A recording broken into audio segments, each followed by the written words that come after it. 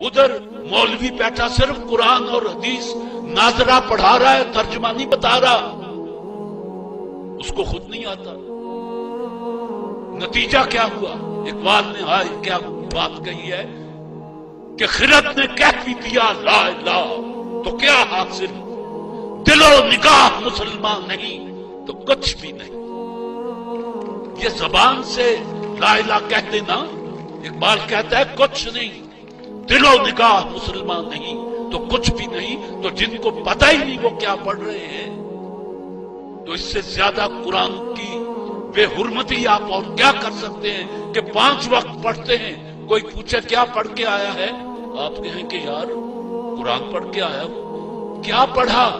कुरान में क्या समझा, क्या पाया? सवाब उसमें लिखा हुआ क्या है अल्लाह जाने। जेदी किताब है वो तो जानता ही है।